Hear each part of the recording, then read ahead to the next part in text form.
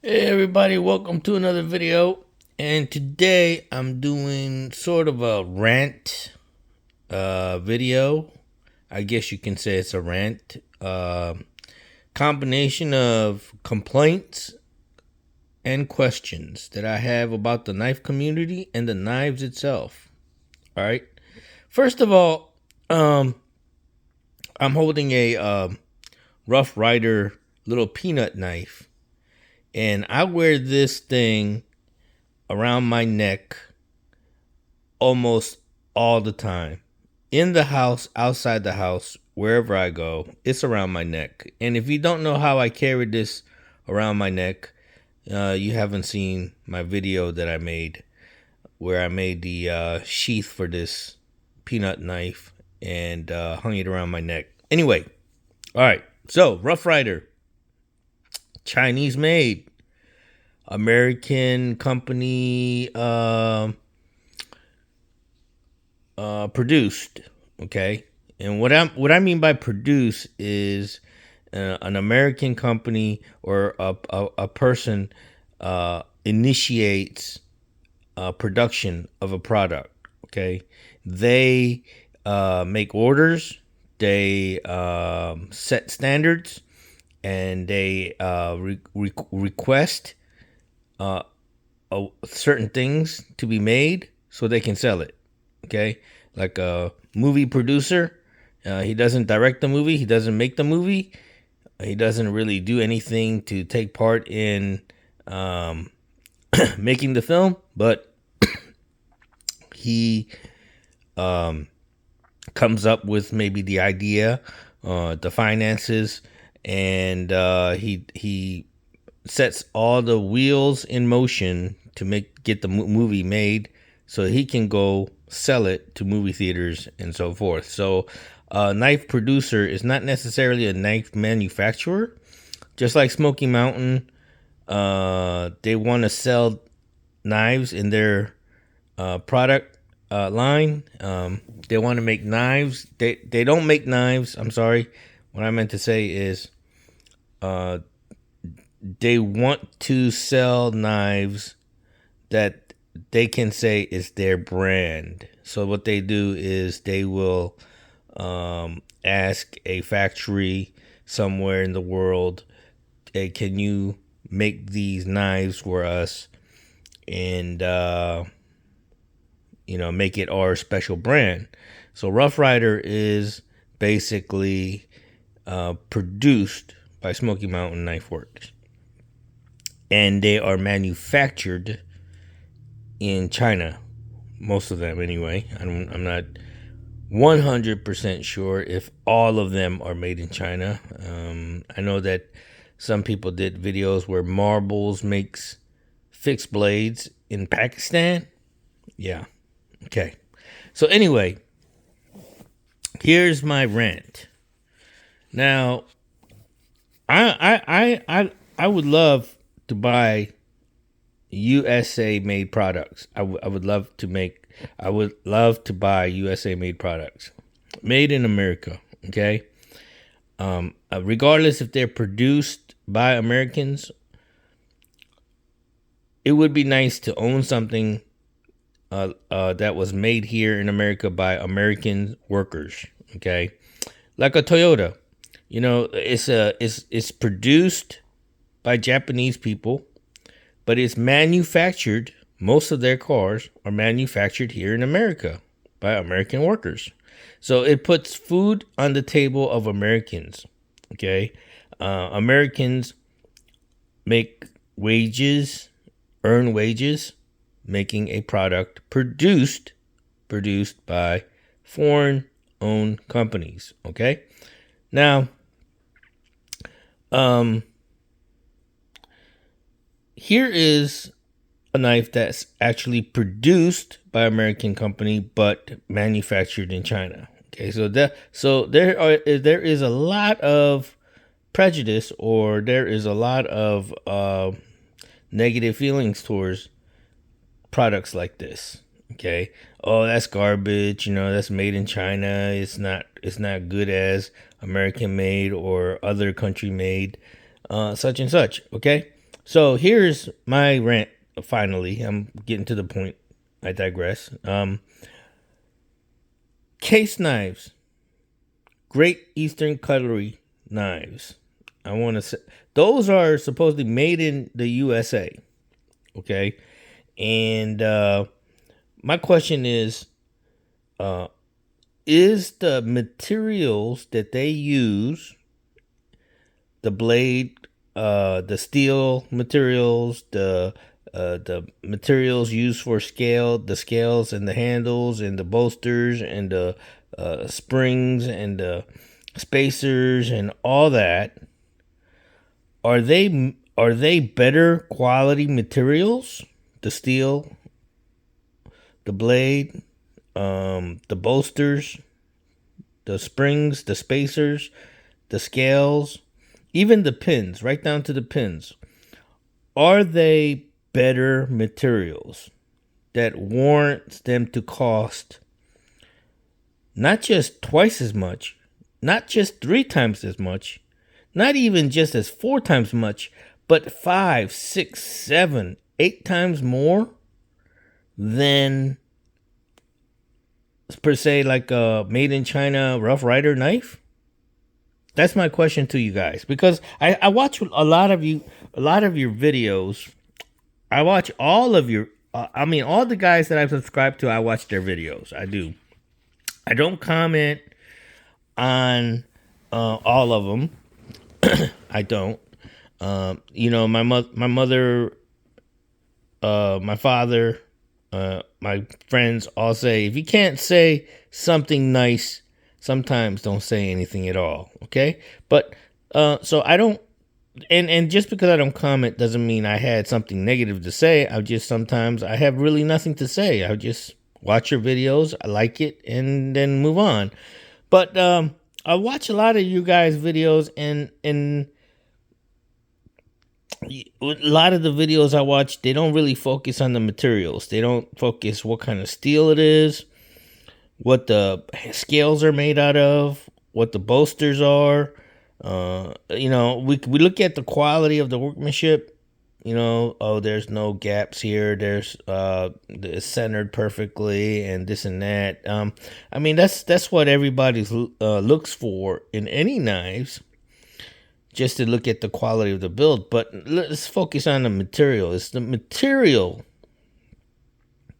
Is this real bone? Is this simulated bone? Is it plastic? Is it wood? Is it real wood, or what? Is it pearl? What kind of material? Is this real brass, or is it just cheap copper? Not copper. Cheap aluminum. What is it? That's the thing. Don't really go over those things, because a lot of the times the information is really not there for the people to know for sure. We can only guess that this is synthetic bone, and it's jigged by machine, and the mass produced cheap plastic, whatever, acrylic, whatever. We can assume that, but we really don't know. But we can assume that because this was a very cheap knife, right? But then you go and buy a GEC or a case that cost anywhere from $80 to $250. Okay, and then you say, well, okay, now I want to know, because if I'm going to pay that much money for a knife, I really want to know what the steel is made out of. I'm going to want to know what is the scales, the handle made out of, the bolster made out of, everything. I want to know everything about the knife. So I want to know what makes that knife cost so much more than, let's say, a Rough Rider knife. And we all know basically that the reason Rough Riders cost so much less is because it's made in China with cheap labor.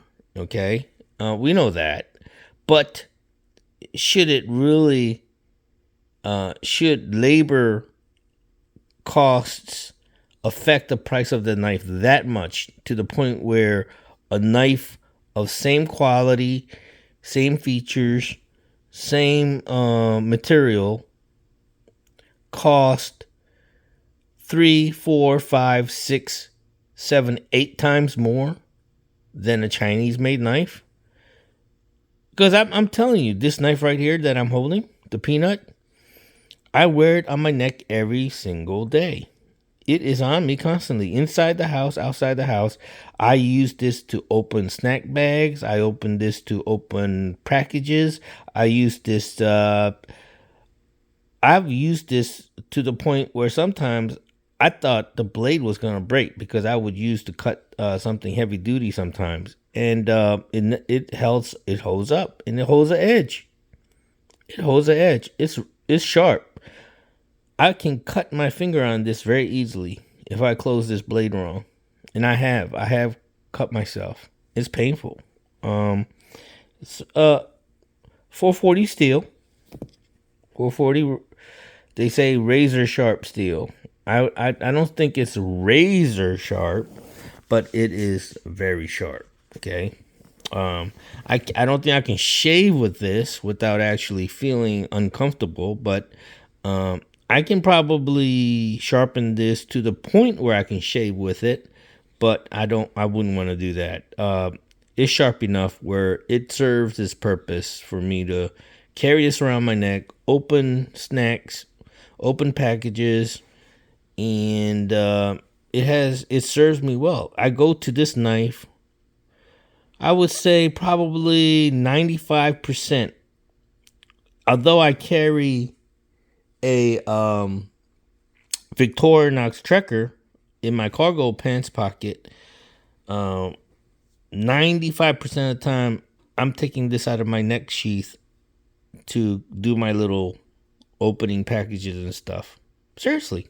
Yeah. No, I still use my Victorinox. I do.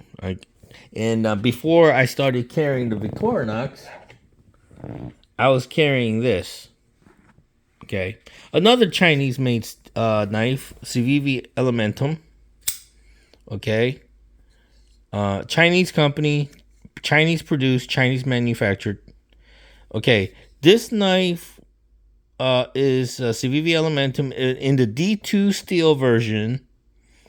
The price is around $52, $54, $52. It's probably higher now because everything, the prices went up.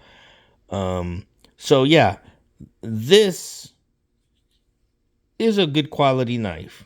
Okay, it's not great, but it's good quality. I like the way it looks. I like the design. I like the material used. I like the color of it. I like everything about this knife. It is CVV. It is S35VN steel. Okay. So this one cost, I think when I bought it, around $70. Okay. With shipping, handling, tax and everything, it was close to $100. It was close to $100. Yep. So, if you bought like an American version of this, like something like a Benchmade bug out, okay, that I will compare this to a Benchmade bug out. Although the action, the locking mechanisms and all that is different, the blade shape is about the same. So I would kind of compare it to the Benchmade bug out because, and to be honest with you, the bug out, although it uses the S30 steel, S30V steel, and this is S35VN. I mean, it's arguable which steel is better, but I would say they both cost about the same to produce or manufacture. Okay, let me close this up before I cut myself. Put that away over here. So anyway, If you bought an American version of this from Benchmade, this would cost 140, 150, 160, $180. That's how much a Benchmade bug out costs, folks. It's crazy. You go to one place, they might have it for sale, or they might have it on display for 120 bucks. You can go to another store, that same exact knife, same blade, same materials, same color, same model, everything would be priced at 140. And then you go to another place and you see it for 180. Okay? I'm not playing that game. I don't care how nice that knife is. That kind of game that they play with the prices, I'm not into that. I'm not taking part in that, folks. If I see something like that, I'm not buying that product. But anyway, Benchmade Bug Out, supposed to be one of their cheapest knives that they make, and I'm gonna tell you, it feels cheap. The plastic scales, the cover. I know they did all that to make the knife ultra light for ultra light campers and backpackers and hikers and all that. So it's not heavy, and it's very light and very durable and strong. But it feels cheap when you hold it in your hand. The Benchmade Bug Out, in my opinion. It feels like a flea market knife. It does. But it's very light and very strong, very durable. It's a very good knife. But the materials that went into it, is it worth over $100? No, not really. And this one here in the S35VN, still about $70 when I bought it, about 3 years ago. 2 or 3 years ago, forget. $70 compared to paying 140, 150. I don't know, folks. I don't know. I mean, I know that there's some guy working for Benchmade factory somewhere, and he's making maybe $16, $17, $18 an hour, maybe, or maybe more. Maybe he's making $25, $30 an hour making knives for Benchmade in a factory somewhere in America. I don't know how much they're getting paid. But to be honest with you, Benchmade knives are not worth the money that they're asking for, in my opinion. And if it is worth that much, I think it should show in the quality, not just the quality of the build, but also the materials that they use. Okay, are they using real silver pins and bolsters and real accents of gold and stuff like that for it to justify the cost of it being $300 or something like that? Okay, I mean, to me, if I pay $300 for a pocket knife, and it says it's silver bolsters or something, it better be real silver.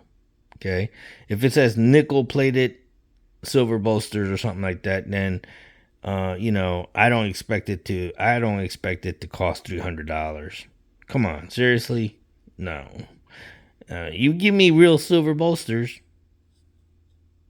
okay, I'll pay you $300 because that's jewelry.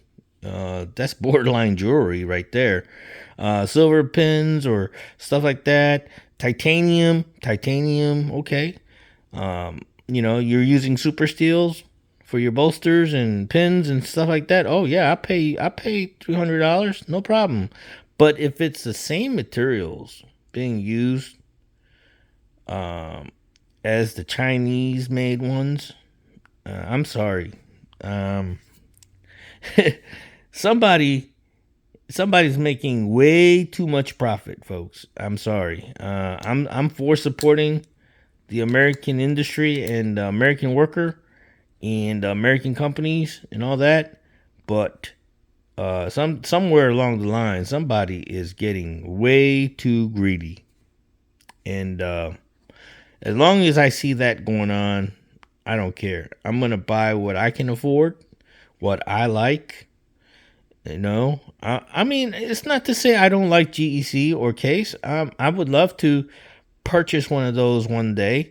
But from what I see in all of the videos that I've been watching, GECs are not absolutely perfect knives.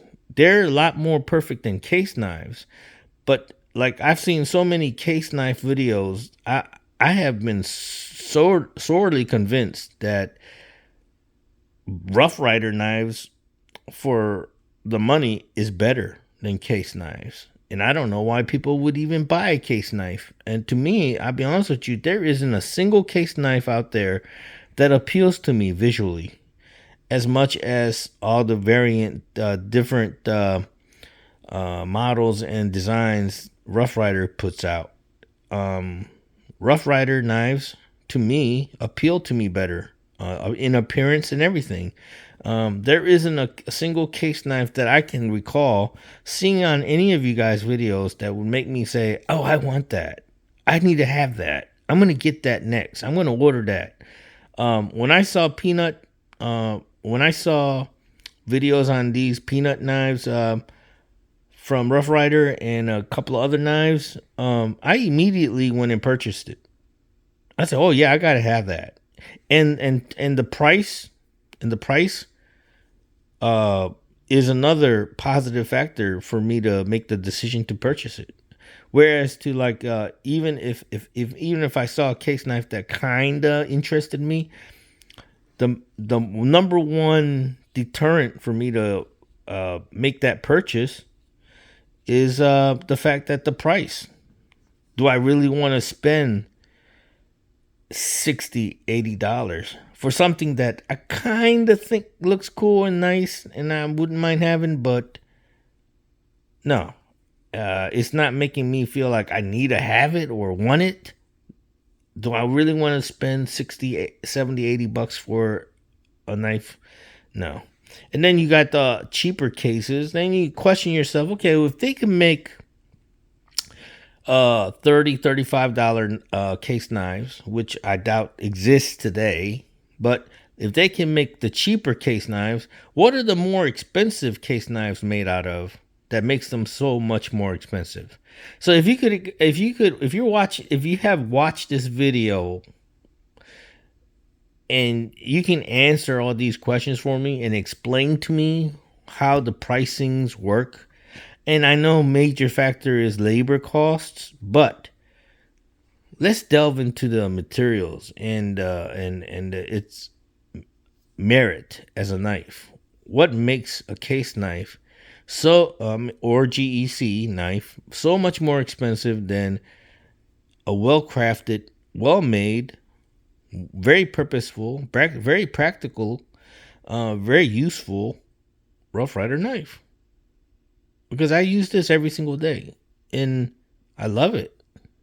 I mean, it's not just pretty. It's just not nice to have. I actually use it and it works. So, all right. So, thanks for listening to my rant and considering my questions. Please give me a comment to give me some feedback. Thank you. See ya later.